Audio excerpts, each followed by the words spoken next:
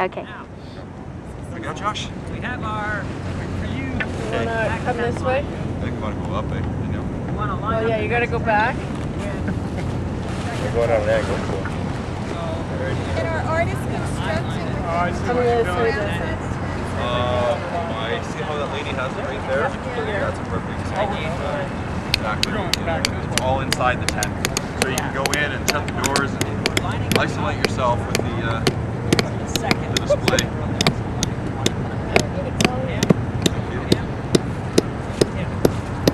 Evidence of a splinter? Yeah, splinter. Yeah, look at it. Yeah. Nice.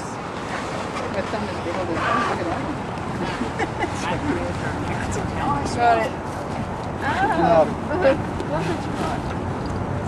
Got the shots all around tonight. What's wrong with it? No, rusty needle. No, this one here. Just to make sure it works. Second one back. Are you running away with that thing?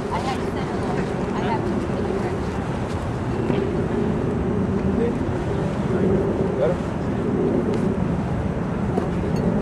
Yeah, going down middle is kind of crowded. That's what that's about.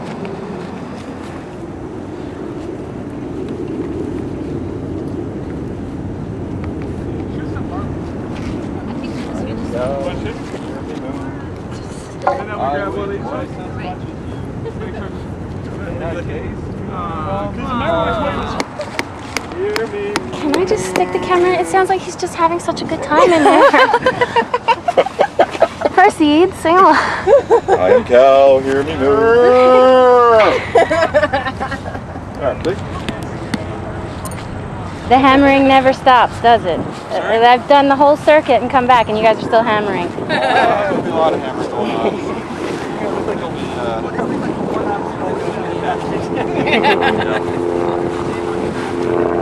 So are you guys, Jenny said there were like re-enactors or something? That's us. That's you. So what kind of reenacting do you do? Mainly War of 1812. The only country to successfully invade and burn your capital. Here, take this one. No hard feelings. So how often do you guys set up these tents? Like it looks like you Almost kind of every weekend. Every weekend, seriously? Yep. For what kind of events besides art installations? Is this the most random Actually, connection ever? Historical events, historical reenactments. Okay. Of the War of 1812, or Yep. Mainly the War of 1812. Here we go. so is there any sort of strategy of like what works and what doesn't work when you're doing this? Yeah, start with a corner and create one straight wall, and then the rest should follow. There's so many different styles of tents, so each style has its own thing, the trick to get it up.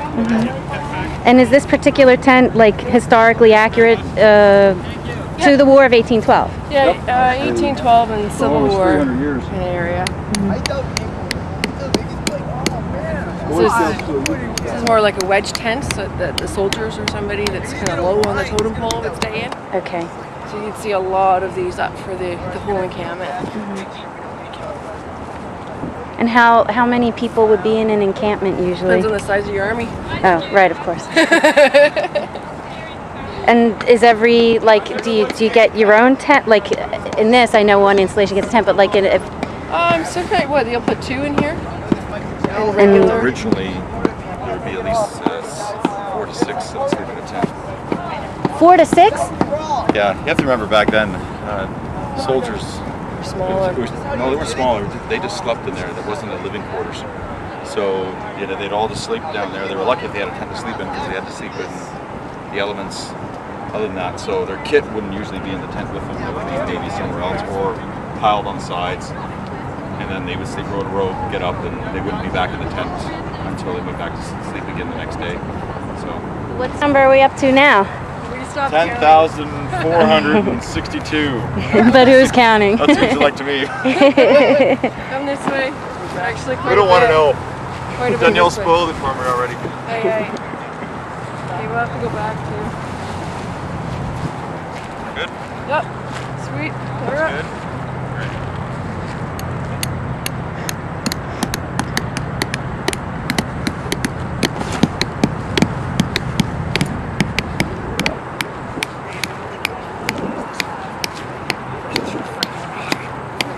So what time did you guys start this morning? Well, Was it this morning or was it Yes. this afternoon? the time we were supposed to start and the time we started were two different times. Yeah. We didn't really start till what, 10:30? We got going around 10. 10, all right. Yeah, we got going around 10. And you're supposed to put up 100 tents, right? 102. 102? Yep. We're already behind schedule. We're supposed to do 10 tents an hour. What are you averaging at this point? We're trying to get caught up. We're doing more than 10 an hour. What? We're doing more than 10 an hour. Well, we are now, but we're behind 2 hours. So we're supposed to be doing 20 an hour right now. It has been cut though, because you can see how close one of the holes is to the edge of the far side. If this was like Valley Forge in 1776 and you were setting up my tent and you gave me uncut lumber, I'd be so pissed at you right now. So your charge is to cut the lumber? No, we got the wrong dimensions for the tents. So the ridge poles are a couple inches too long. So What's the ridge pole? Which? the one that goes across the top? Okay. And that's what these are here. That's what these are. So they've got a little bit intermixed. So all I'm doing is measuring against ones that I know are long versus short. Make sure I get the right ones in the pile to get cut down. Need to be cut down. So the riser is the entire length of the tent.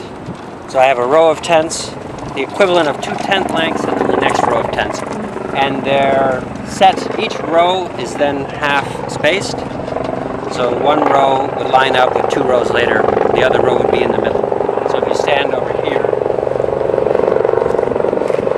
you can see roughly a line down there. On the diagonal. Yeah, Are you a reenactor also? I am. Okay, and so do you always set up the tents at with the same distance between tents? That's what I'm getting at. In a true reenactment or in a military encampment, the tents would be essentially on top of each other. So because So they wouldn't be nearly this spread out. they wouldn't be near them. This is spread out this way.